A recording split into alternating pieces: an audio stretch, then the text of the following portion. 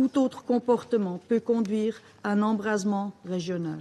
Ce Conseil doit s'exprimer d'une voix unie pour obtenir un cessez-le-feu au Liban et soutenir les parties à retrouver la voie diplomatique.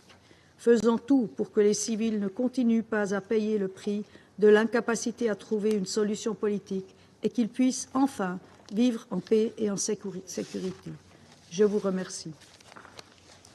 Je reprends maintenant mes fonctions de présidente. Le représentant des États-Unis a demandé la parole pour faire une autre déclaration. Je la lui donne. Thank you, Madam President. Merci, Madame la Présidente. Toutes mes excuses, je reprends la parole. Je serai bref. Je voulais répondre aux commentaires de notre collègue russe. La Russie, je l'ai dit à maintes reprises, n'est en aucune mesure de critiquer qui que ce soit, étant donné les atrocités dont elle se rend coupable au quotidien en Ukraine. C'est la Russie qui viole clairement la charte de l'ONU, qui s'en prend au cœur même de cette charte. Ne l'oublions pas, la Russie veut que l'on l'oublie, mais nous ne l'oublions pas. Merci, le représentant des États-Unis. Et je donne la parole au représentant de la Russie. Nous avons déjà entendu cela à maintes reprises, Madame la Présidente. Il n'y a rien d'autre à dire. Il est tout à fait conscient de son rôle au Moyen-Orient. Je remercie le représentant de la Fédération de Russie et je donne maintenant la parole au représentant du Liban.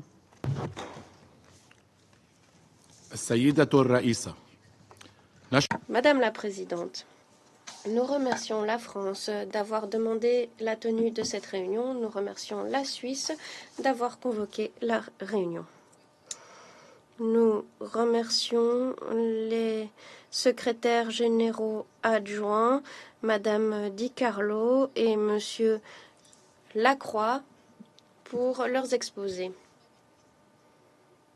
Madame la Présidente, nous voilà à nouveau dans cette salle du Conseil après la réunion de la semaine dernière, alors que des bombardements massifs font rage contre les villes et les villages du Liban, et alors qu'Israël tente toujours d'envahir le Liban. Les forces israéliennes ont violé les frontières internationalement reconnues du Liban et la ligne bleue, et sont entrés dans plusieurs villages en violation flagrante de la charte de l'ONU et de la résolution 1701. Il s'agit d'une agression flagrante contre la souveraineté d'un État indépendant et contre un membre fondateur de l'Organisation des Nations Unies. Voilà pourquoi le Conseil doit condamner cette agression et adopter immédiatement une résolution pour y mettre fin et imposer le retrait d'Israël des frontières internationalement reconnues, telles que reconnues également par l'accord de paix de 1949. Jusqu'à présent, les efforts diplomatiques ont échoué à garantir un cessez-le-feu, malgré les nombreux appels du Liban à ce cessez-le-feu.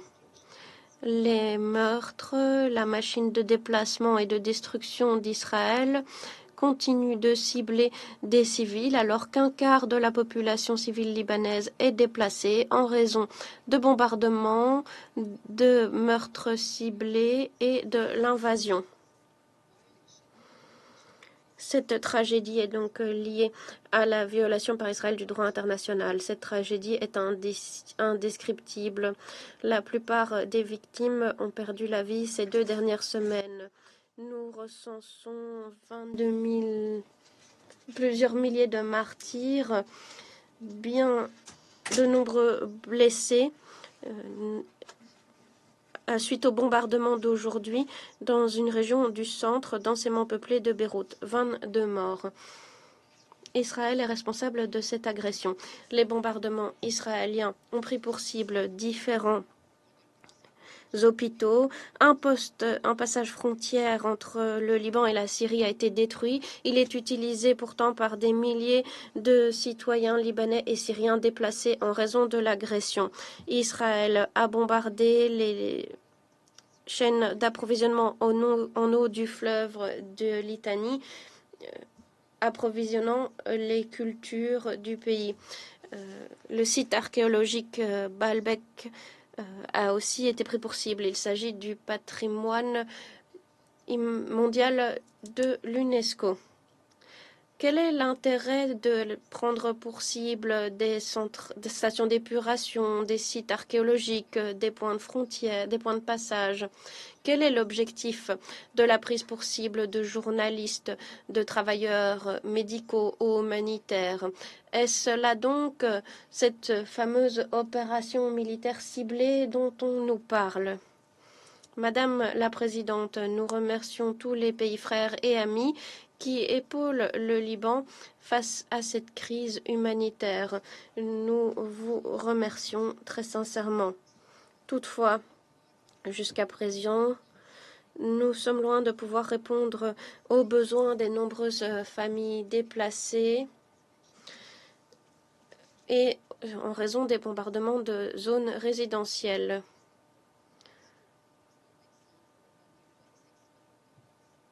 Le financement de l'appel d'aide fait défaut. Voilà pourquoi il convient de fournir une assistance pour nous permettre de répondre à nos besoins.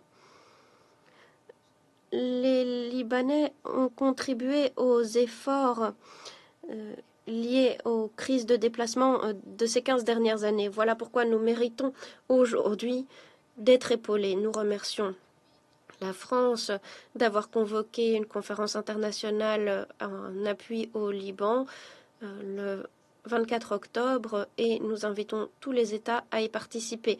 Madame la Présidente, les bombardements, la guerre, l'invasion ne garantiront pas la sécurité, la sûreté et la stabilité.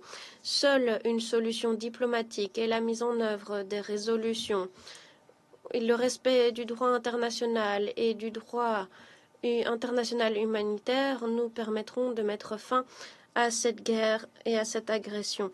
La résolution 1701 demeure la solution idéale. Le Liban s'est pleinement engagé à la mise en œuvre de la résolution et nous appuyons l'initiative franco-américaine annoncée le 25 septembre 2024 et appuyée par différents pays arabes et pays amis. Il s'agit d'appeler à un cessez-le-feu pendant 21 jours afin de pouvoir régler les questions de frontières en suspens.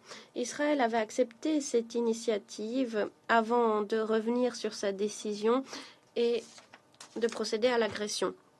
Madame la Présidente, nous remercions la FINUL présente dans le sud du pays. Nous rendons hommage aux efforts de la force. Nous saluons leur sacrifice. Et nous saluons tout ce que fait la force pour la paix dans la région. Nous saluons leur courage face à la situation. Nous les remercions de ne pas céder au chantage israélien et de ne pas quitter leur position. Nous remercions les 49 pays fournisseurs de contingents à la FINUL. Nous remercions ces pays de leur engagement en faveur du maintien de la paix et de la sécurité internationale. Nous condamnons les attaques israéliennes contre les positions de la FINUL. Nous condamnons les violations des infrastructures de la FINUL et la mise en danger des membres de la FINUL. Cette dernière attaque a eu lieu aujourd'hui. Israël a tiré contre des positions de la FINUL, faisant 2 blessés, après donc avoir tiré sur une tour de contrôle à Nakoura. Cette agression grave nous démontre qu'Israël n'en a que faire des appels de la communauté internationale et du secrétaire général de l'ONU. C'est la preuve qu'Israël ne tient pas compte des craintes et des préoccupations des pays fournisseurs de contingents et de l'ensemble de la communauté internationale. Nous devons protéger la vie des casques bleus, nous devons garantir leur sûreté et la sécurité de leurs infrastructures. L'agression d'aujourd'hui contre la FINUL doit être condamné et c'est un épisode à ajouter à la longue liste d'incidents au cours desquels Israël a pris pour cible la force. Je le rappelle, le gouvernement et la population du Liban rejettent la guerre et appellent à un cessez-le-feu immédiat. Le Liban est prêt à trouver une solution pacifique et est prêt à mener à bien à contribuer à la mission des médiateurs français et américains. Israël a tort de tenter de saper la résolution 1701 en créant une nouvelle réalité militaire sur le terrain pour obtenir un résultat injuste. Israël ne pourra pas garantir le retour des personnes déplacées sans accord. Voilà pourquoi l'accord doit être juste et équitable pour tous afin d'être durable. Des solutions injustes imposées de force ne seraient que temporaires et, au moment venu, seraient démantelées. N'épargnons donc aucun effort pour la paix et la sécurité du Moyen-Orient. Merci. Je remercie le représentant du Liban et j'invite le représentant d'Israël à prendre la parole. Thank you, Madam President, and thank you, US. Madame la Présidente, merci. Merci aux secrétaires généraux adjoints Di Carlo et Lacroix pour leurs exposés. Madame la Présidente, ce conflit a commencé suite à la décision de Hassan Nasrallah. C'est Nasrallah qui a décidé de nouer son sort et celui du Hezbollah à celui du Hamas. C'est lui qui a fait un lien entre la guerre que mène le Hamas contre Israël, sachant très bien que cela entraînerait des souffrances à Israël et au Liban. Ce conseil, je me suis tenue face au conseil, je vous ai dit d'agir avant qu'il ne soit trop tard et on vous a dit, en temps voulu, ne cherchez pas à pointer du doigt les responsables. Aujourd'hui, il faut agir. Votre silence nous a contraints à agir. Aujourd'hui, nous devons faire face aux conséquences de la décision de Nasrallah et nous devons aussi nous tourner vers l'avenir. Comme je l'ai dit hier, nous devons discuter d'un avenir de Gaza sans le régime du Hamas et aujourd'hui, nous devons discuter de l'avenir du Liban. Un Liban libéré du joug du Hezbollah. La population libanaise souffre depuis trop longtemps aux mains tyranniques de ce régime. Nous connaissons bien la fin à ce conflit. Le Hezbollah serait poussé au nord du fleuve Litanie. Mais qui garantira cette situation? Comment pouvons-nous nous assurer que cette situation terrible ne se reproduise pas? La réponse dépend de l'armée libanaise et de la FINUL. Ces derniers doivent être à la hauteur de la tâche. Ils doivent s'acquitter de leurs obligations au titre de la résolution 1701. Mais ces obligations doivent aussi être revues. Les mécanismes en place doivent être renforcés et modifiés afin de ne pas nous retrouver à nouveau face à cette même situation dans quelques années. Chers collègues, il est temps que le Conseil agisse. Quant à la résolution 1701, nous appelons à sa pleine mise en œuvre depuis des années, tout en vous mettant en garde quant aux violations du Hezbollah. Pourtant, nos appels restent lettre morte, alors que certains membres du Conseil souhaitent imputer les responsabilités à Israël. Mais ce n'est pas qu'Israël qui compte sur vous. La population libanaise, otage de cette organisation terroriste, compte sur vous. Le Hezbollah a établi un État terroriste au sein d'un État en échec. Il y a quelques jours, le Conseil de sécurité et son rapport reconnaissaient que malgré après 20 ans d'adoption de la résolution 1559, le Hezbollah restait la milice la plus armée au Liban, empêchant le Liban d'exercer l'autorité sur son territoire. L'armée libanaise, avec la FINUL, doivent donc être à la hauteur de leurs responsabilités et reprendre le contrôle de la situation. C'est cette incapacité qui a entraîné la situation face à laquelle nous sommes. La situation à la ligne bleue demeure instable. Israël est en contact étroit avec la FINUL quant à la sécurité de la force. Nous avons recommandé à la FINUL de se relocaliser 5 km au nord pour éviter les dangers alors que les combats s'intensifient. La FINUL a choisi de rester et nous les exhortons à revenir sur cette décision afin de protéger le personnel. Je voudrais être clair. Israël ne souhaite pas être présent dans le sud du Liban. Notre objectif est de protéger notre population et non d'occuper le territoire libanais. Mais pour empêcher que la situation ne se répète, le Conseil doit s'assurer que les mécanismes idoines soient en place pour permettre à l'armée libanaise et à la FINUL d'honorer leurs obligations. J'aimerais m'adresser à M. Hacham, représentant du Liban. Je vous ai écouté, j'ai entendu vos condamnations. Mais la vérité, c'est que vous devriez être assis à côté de moi et non pas à côté du représentant libanais. Que vous le vouliez ou non, Israël et le Liban sont du même côté, opposés au régime islamique d'Iran. Vous ne souhaiteriez-vous pas voir votre pays être souverain à nouveau? Ne souhaiteriez-vous pas faire vos propres choix plutôt que de payer le prix des choix du Hezbollah? Ne voulez-vous pas voir votre population prospérer et non souffrir aux mains d'une milice iranienne?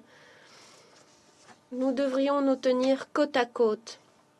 Et l'Iran doit garder ses mains tachées de sang loin du Liban.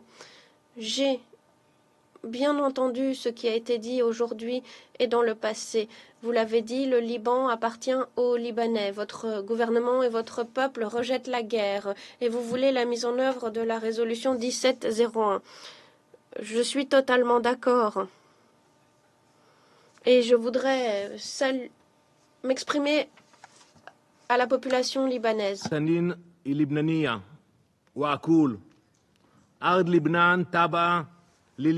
J'aimerais m'adresser aux citoyens libanais et je voudrais leur dire le Golan libanais appartient aux Libanais uniquement et non pas aux Iraniens.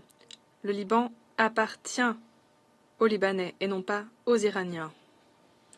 Aujourd'hui, le peuple libanais et son gouvernement a une occasion en or à saisir pour se libérer de l'étau du terrorisme du Hezbollah, recouvrer sa souveraineté et bannir l'influence destructrice de l'Iran. Chers collègues, nous avons découvert un tunnel du Hezbollah s'introduisant dans le territoire israélien. Il ne s'agissait pas d'un cas unique, isolé, et nous avons trouvé des cartes de nos kibbutz ainsi que des armes anti-tanks et des engins explosifs dans ce tunnel. On a vu qu'il y avait là des préparatifs en cours depuis longtemps pour mener des actes aussi horribles que les attentats terribles du 7 octobre. Mais nous avons déjoué cette tentative. Imaginez de quoi parlerait le Conseil aujourd'hui si ça n'avait pas été le cas. Des communautés entières auraient été détruites. Voilà quels étaient les plans du Hezbollah. Nous continuerons de déjouer ces plans. Israël continuera ses opérations. Nous allons dégrader les capacités du Hezbollah, l'empêcher d'orchestrer des attaques contre notre peuple, saper le réseau de la terreur qui s'étend dans le sud du Liban. Nous sommes à pied d'œuvre pour révéler et démanteler les infrastructures du Liban. Le Hezbollah est responsable de ce sort. Le Conseil, lui, doit faire la mission qui est la sienne, c'est-à-dire garantir la paix et la sécurité internationale. La résolution 1701 et la résolution 1559 doivent être respectées. Nous nous acquittons de notre obligation pour garantir cet objectif. Le Conseil doit nous prêter main forte dans cette entreprise. En Israël, on compte plus de 70 000 personnes déplacées internes en raison des roquettes du Hezbollah, des enfants qui devraient pouvoir grandir chez eux, jouer dans leur jardin, aller à l'école dans leur quartier et qui sont déplacés à l'intérieur de leur propre pays. Et pourtant ici, le Conseil reste silencieux alors que nous lui avons demandé d'agir. Mesdames et messieurs les membres du Conseil, réfléchissez à l'avenir. Pensez à la réalité que nous appelons tous de nos vœux, un avenir où le Hezbollah aurait cessé de terroriser le Liban et Israël. Un Liban souverain. Si vous voulez cet avenir, il n'y a qu'une voie à suivre. Elle passe par la mise en œuvre des résolutions 1559 et 1701. Il faut exiger que la FINUL et l'armée libanaise s'acquittent enfin de leurs obligations et s'acquittent des tâches qu'ils ont pour mandat de réaliser. Il faut appuyer l'opération israélienne pour repousser le Hezbollah de l'autre côté du fleuve Litani. Vous ne pouvez plus rester silencieux. Vous devez aujourd'hui faire le choix de vous positionner aux côtés d'Israël et du peuple libanais contre la terreur du Hezbollah. Merci. Représentant d'Israël, et je passe la parole au représentant de la République islamique d'Iran.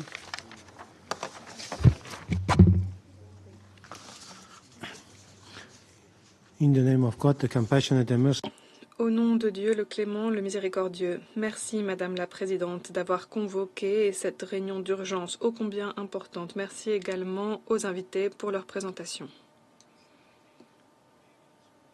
Nous voulons dire ici notre solidarité inébranlable au gouvernement et au peuple du Liban qui endurent des actes d'agression, des crimes de guerre sans relâche de la part du régime terroriste le plus notoire au monde. La République islamique d'Iran est fermement aux côtés du Liban. Nous sommes bien décidés à appuyer son gouvernement, son peuple et la résistance du Liban. Nous condamnons avec la dernière énergie la complicité de la part des États-Unis, du Royaume-Uni et de certains États occidentaux qui permet les crimes de génocide et crimes de guerre systématiques perpétrés par Israël contre le peuple de Palestine et le peuple du Liban en lui envoyant des armes de pointe.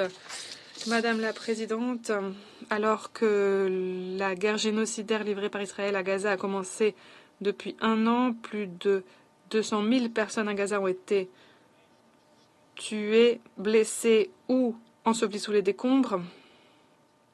Et ce régime terroriste s'est maintenant lancé dans une autre guerre génocidaire contre le Liban, éco-sinistre de sa campagne brutale contre le peuple palestinien à Gaza. Il prend pour cible délibérément des civils, détruit des infrastructures civiles. C'est bien plus qu'une violation du droit international. C'est un crime de guerre flagrant, un crime contre l'humanité, un génocide. Israël a réduit à néant des infrastructures essentielles, massacré des civils innocents et poussé le Liban de plus en plus loin vers une situation de catastrophe humanitaire. Le peuple du Liban est la victime d'une campagne systématique de terreur et de violence préméditée par Israël pour mettre à genoux une nation, miner sa souveraineté, infliger à son peuple des souffrances durables. Israël est maintenant une grave menace pour la paix et la sécurité internationale. Ces agressions, ces actes de terreur, ces atrocités menacent à présent de plonger toute la région dans une guerre totale. Le Conseil de sécurité qui a la responsabilité du maintien de la paix et de la sécurité internationale ne peut fermer les yeux sur ces atrocités. Le Conseil a l'obligation morale et juridique d'intervenir. Il ne doit pas permettre que les crimes de guerre israéliens ne soient pas suivis d'effets, sanctionnés. Il ne doit pas accepter l'excuse de la légitime défense ou de la sécurité défendue encore et encore par les représentants des États-Unis et du Royaume-Uni dans cette salle. Cette impunité criante avec laquelle Israël continue de violer le droit international est une tâche pour notre conscience collective. Grâce à l'appui inébranlable apporté par les États-Unis, les responsables du régime israélien sont aujourd'hui enhardis. Leurs crimes atroces sont pardonnés et même récompensés activement. Les atrocités dont ils se rendent coupables sont devenues aujourd'hui une nouvelle normale pour la honte du monde entier. Israël compte sur l'appui des États-Unis pour poursuivre sa campagne sinistre de terreur et de destruction. Alors que le gouvernement libanais, Madame la Présidente, y compris le Hezbollah, a donné son accord à la proposition d'un cessez-le-feu temporaire de 21 jours, Israël l'a rejeté éhontément en lançant une agression cruelle de grande envergure contre le Liban et en prenant pour cible des civils innocents. Le régime, pour saboter toute perspective de cessez-le-feu, a assassiné Seyed Hassan Nasrallah, le secrétaire général du Hezbollah, une figure prééminente dans le monde islamique, un facteur de paix et de stabilité au Liban. Il était le meilleur espoir de faire prospérer une proposition de cessez-le-feu. Cet assassinat lâche nous rappelle, hélas, un acte terroriste perpétré par Israël, plutôt l'assassinat de M. Ismaël Haniyeh, dirigeant politique du Hamas et ancien Premier ministre de Palestine à Téhéran.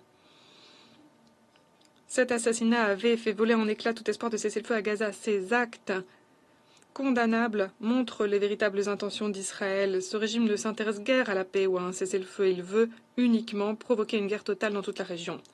Madame la Présidente, Mesdames et Messieurs les membres du Conseil, le Liban est au bord du gouffre, au bord d'une crise humanitaire et la communauté internationale ne doit pas permettre une telle catastrophe. Il est fondamental que l'aide humanitaire arrive au Liban sans entrave. La communauté internationale doit apporter un appui financier et logistique immédiat et garantir que les populations dans le besoin reçoivent les denrées essentielles dont elles ont besoin. La crédibilité même du Conseil est aujourd'hui en jeu. Nous exigeons une action immédiate, un cessez-le-feu immédiat. Le cessez-le-feu n'est pas une requête que nous formulons, c'est une nécessité. Nous appelons en outre le Conseil à exiger des comptes d'Israël pour ces actes de génocide et les atrocités perpétrées contre les peuples du Liban et de Palestine. Le Conseil doit envoyer un message sans équivoque et affirmer que l'occupation et l'agression israélienne doivent cesser et qu'Israël doit pleinement appliquer la résolution 1701. Pour trouver un règlement juste à cette crise, il faut reconnaître la souveraineté et l'indépendance du Liban, mettre fin à l'occupation illégale et l'agression israélienne et imposer le respect du droit international et de la Charte des Nations Unies. Merci. Et je donne maintenant la parole à son Excellence Stavros Lambrinidis, chef de la délégation de l'Union européenne auprès de l'Organisation des Nations Unies. Vous avez la parole. Thank you very much, Madam President. Merci, Madame la Présidente. Le Moyen-Orient est aujourd'hui à 2 pas d'une conflagration générale. Les peuples de la région sont dans une situation d'insécurité pire que jamais, pris au piège d'un cycle infini de violence, de haine et de représailles. Alors que plus d'1 an a passé depuis les attentats brutaux du Hamas visant Israël, nous réitérons notre appel à la pleine mise en œuvre des résolutions du Conseil, y compris la 2735, permettant un cessez-le-feu immédiat à Gaza, la libération de tous les otages, une aide humanitaire plus abondante arrivant sans entrave à Gaza et un cessez-le-feu durable pour mettre fin à la crise, de façon à garantir les intérêts de sécurité d'Israël et la sécurité des civils palestiniens. Nous pleurons toutes les vies civiles perdues dans ce conflit et nous prenons note avec la plus vive préoccupation du nombre inacceptable de victimes civiles, notamment d'enfants, ainsi que de la faim catastrophique et du risque imminent de famine, étant donné l'insuffisance de l'aide alimentaire qui arrive maintenant à Gaza.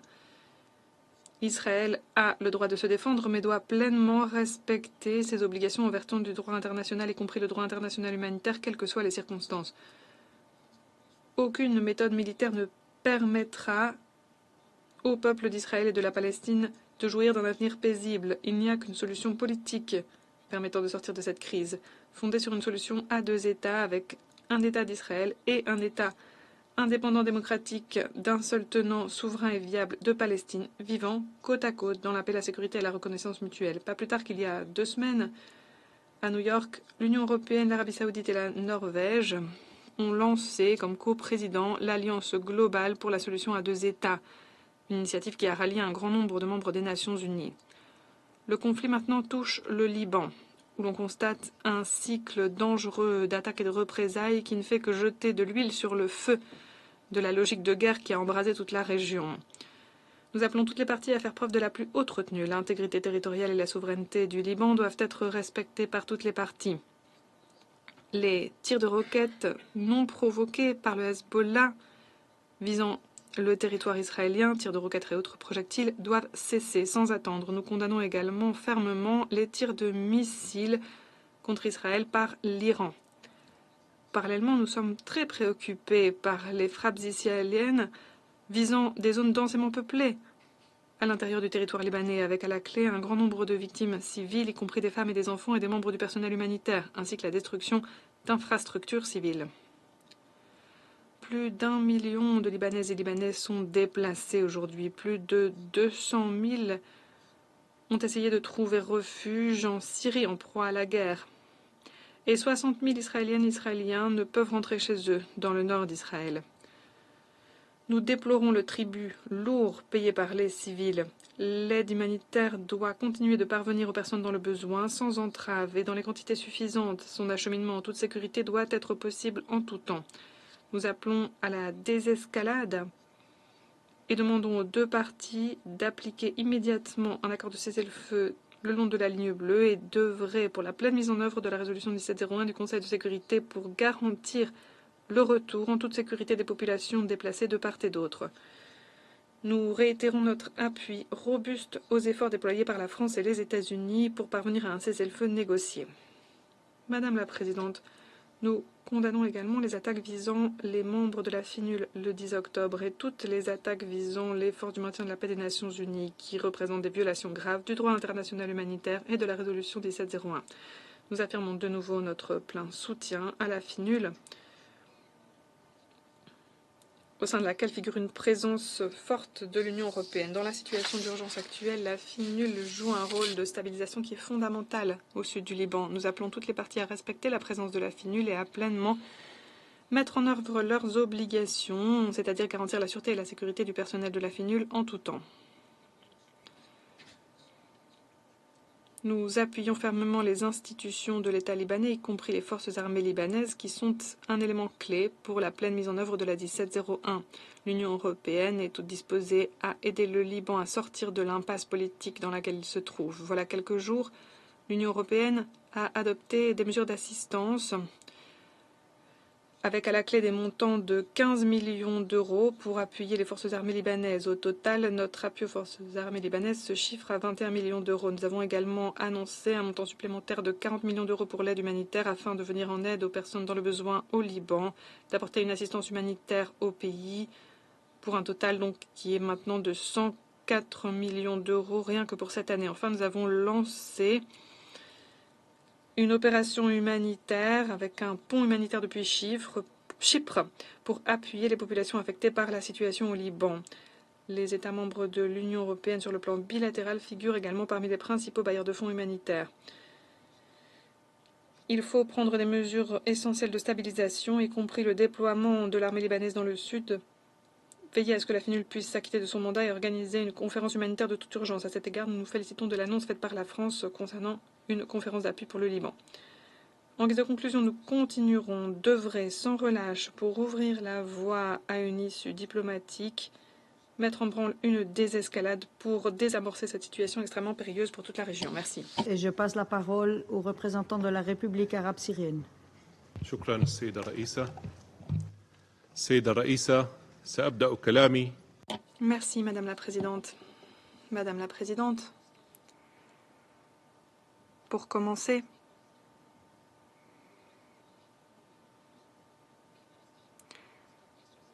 j'aimerais commencer là où s'est arrêté mon collègue de Palestine hier, qui a dit que les autorités israéliennes n'écoutaient pas le Conseil, continuaient de fouler aux pieds le droit international, de commettre des actes de brutalité, d'agression, de faire couler le sang de civils innocents. Ce comportement barbare de la part d'Israël, son agression qui touche maintenant le Liban, l'intensification de ces attaques visant le territoire syrien et d'autres États de la région, tout cela est le résultat de l'occupation.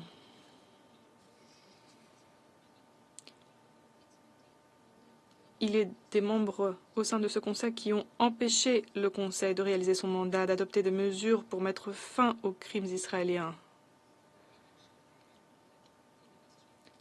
L'inaction du Conseil, l'obstruction pour l'empêcher de traiter du dossier gazaoui risque de se répéter dans le cas du Liban. Il ne faut pas que cela se produise. C'est inacceptable. C'est une honte même que certains membres de ce Conseil, qui appellent à la défense des droits humains, ne voient pas les violations perpétrées par les autorités israéliennes, violations du droit international et de la Charte des Nations Unies. Ils déforment la réalité, présentent les agresseurs en victimes et affirment que leurs actes d'agression sont des actes de légitime défense. Ils n'hésitent pas à appuyer de toutes les façons les autorités occupantes qui menacent la paix et la sécurité internationale dans la région et au-delà. Madame la Présidente, alors que l'écrasante majorité des États membres ont condamné la guerre génocidaire et la campagne d'agression perpétrée par les autorités d'occupation à Gaza, les criminels de guerre responsables de l'entité d'occupation menacent aujourd'hui de faire du Liban une deuxième bande de Gaza. Le Conseil doit donc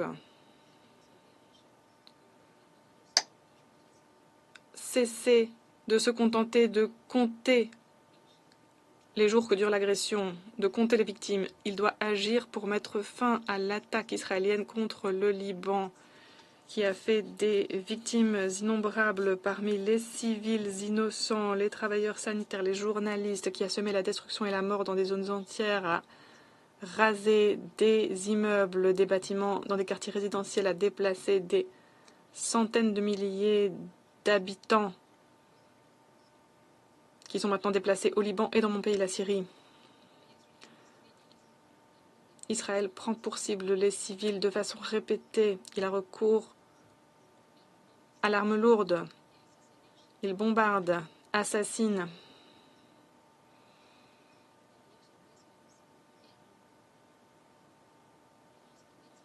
Bombarde parfois des quartiers parmi les plus densément peuplés.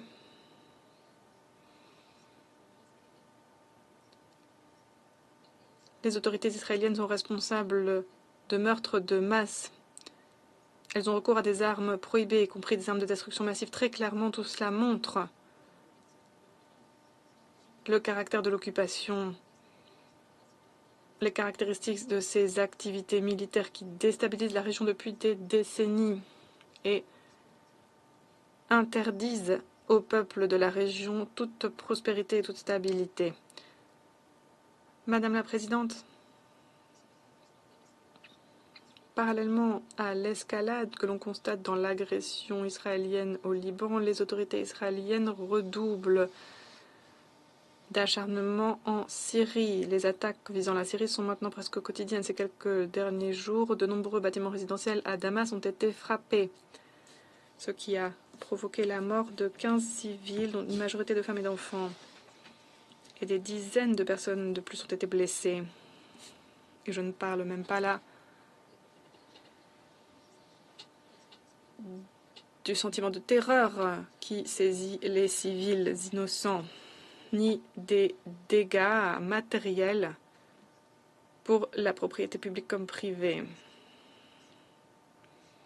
Ces attaques israéliennes ont pris pour cible également des axes internationaux entre Damas et Beyrouth, empruntés chaque jour par des milliers de personnes, notamment ceux qui veulent fuir la machine de guerre israélienne, fuir le Liban.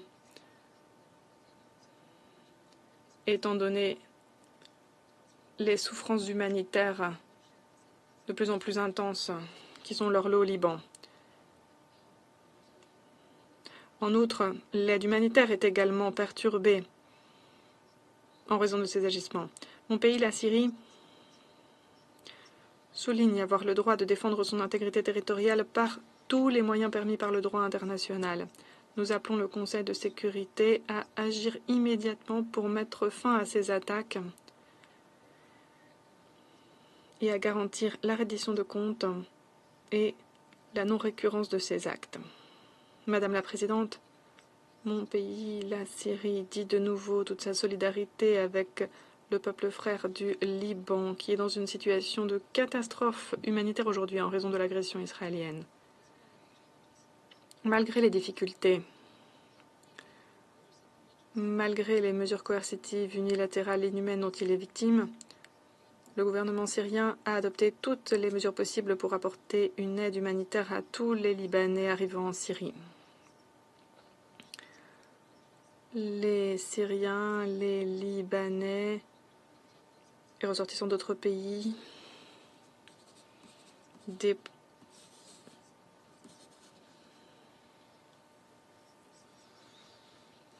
dans le besoin se chiffre en dizaines et dizaines de milliers. Nous avons permis l'arrivée sur notre territoire de toutes les personnes cherchant refuge. Nous avons établi aussi des centres pour traiter l'arrivée des personnes aux postes de frontière avec l'aide du Croissant arabe syrien et d'ONG syriennes. Des abris ont été équipés pour héberger les personnes arrivant sur notre territoire et des Syriens et Syriennes ont ouvert leurs portes aux réfugiés également. Nous apportons aussi à ces personnes des soins, des services médicaux. Prodigués à plus de 20 000 personnes au jour d'aujourd'hui. Nous distribuons aussi des denrées alimentaires, autres articles humanitaires non alimentaires, permettons des moyens de transport, de communication, distribuons des documents officiels, mettons en place des exemptions douanières et autres services essentiels, et ce à titre gracieux. Nous attendons avec impatience la réaction des États membres des Nations Unies à leur réponse à l'appel lancé par le Haut-Commissariat aux réfugiés et autres agences des Nations Unies. Madame la Présidente, nous soulignons le besoin pour le Conseil de sécurité d'adopter des mesures robustes, claires. Il faut que le Conseil adopte une résolution limpide, explicite, sans obstructionnisme, comme nous l'avons vu par le passé, une résolution qui oblige les autorités d'occupation israéliennes à mettre fin à leur agression visant la Palestine et le Liban, ainsi que la Syrie. Le Conseil doit contrer les tentatives par Israël d'envahir le territoire libanais, car il s'agit là d'une violation flagrante de la souveraineté et de l'intégrité territoriale du Liban. C'est une menace grave pour la paix et la stabilité. Mon pays insiste aussi sur la nécessité d'exiger des comptes à Israël, qui ne doit pas pouvoir continuer d'agir en toute impunité. Il faut que les résolutions pertinentes du Conseil de sécurité soient appliquées, notamment la 242, la 338 et la 497. C'est en faisant cela que le Conseil s'acquittera du mandat que lui ont confié les États membres de maintenir la paix et la sécurité internationale. En guise de conclusion, Madame la Présidente, les occupants essaient aujourd'hui de briser la volonté des peuples de la région pour les pousser à renoncer à leurs droits inhérents, mais ces tentatives ne seront pas couronnées de succès. L'histoire a prouvé que de telles tactiques sont vouées à l'échec. Les peuples qui sont les propriétaires légitimes d'une terre l'emporteront in fine. Peu importe la longueur et la brutalité de l'occupation. Merci. Je donne la parole au représentant de l'Indonésie.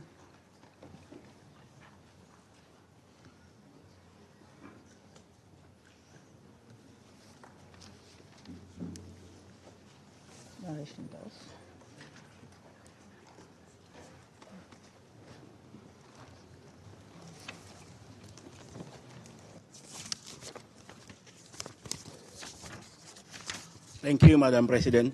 Merci, Madame la Présidente. C'est un jour bien sombre pour le multilatéralisme lorsque le symbole même de la paix internationale, les casques bleus, sont visés par des attaques directes.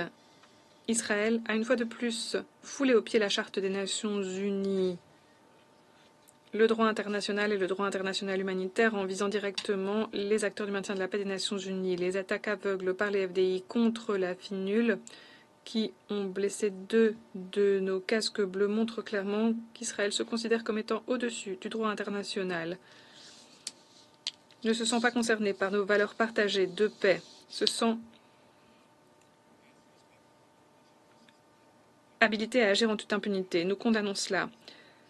Nous aimerions dire 3 choses. Tout d'abord, les actions d'Israël contre la FINUL sont une violation flagrante visant à instaurer la terreur sur le terrain pour intimider la mission et la communauté internationale. C'est inacceptable. Je serai très clair. Tous ceux qui veulent défendre la cause de la paix n'auront jamais peur des tyrans, des auteurs de génocide. Nous rappelons aux forces israéliennes et à toutes et tous les obligations concernant la protection du personnel de la FINUL et des installations de l'ONU. Deuxièmement, le mépris d'Israël pour le droit international exige une action immédiate. Les attaques ont été perpétrées dans le cadre d'un schéma plus vaste de violation de la 1701 par Israël, y compris des incursions par Israël dans le territoire libanais, des violations de la souveraineté et de l'intégrité territoriale du Liban. Comme l'a rappelé le rapport du secrétaire général sur la mise en œuvre de la résolution 1701, entre février et juin 2024, l'on a enregistré 1551 violations de l'espace aérien par les forces de défense israéliennes. L'espace aérien du Liban, donc.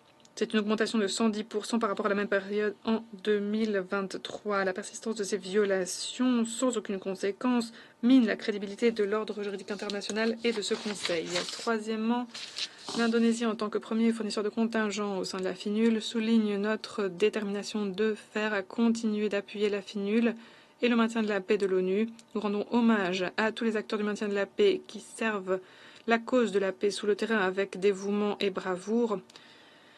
Malgré les attaques odieuses que nous avons constatées, nous restons bien décidés à travailler avec l'ONU, le commandant de la force de la FINUL et la communauté internationale pour garantir le succès de la mission de la FINUL. Les efforts de désescalade et les perspectives de paix pérenne dans la région sont tributaires aujourd'hui de la capacité de la FINUL à pleinement s'acquitter de son mandat.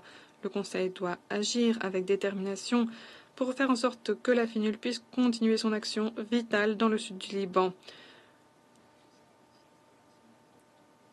en respectant les normes de conduite les plus rigoureuses et garantissant la sûreté et la sécurité des casques bleus. Selon la constitution indonésienne, tous les Indonésiens doivent contribuer à un monde fondé sur la liberté, la paix et la justice sociale. C'est pourquoi nous appuyons avec ferveur l'action de l'ONU pour le maintien de la paix. Nous sommes fiers d'être le 5e pays fournisseur de contingents et de forces de police. C'est le Conseil de sécurité qui décide des mandats des casques bleus. J'aimerais donc demander au Conseil ce qui suit. Nos casques bleus s'acquittent de leur mandat.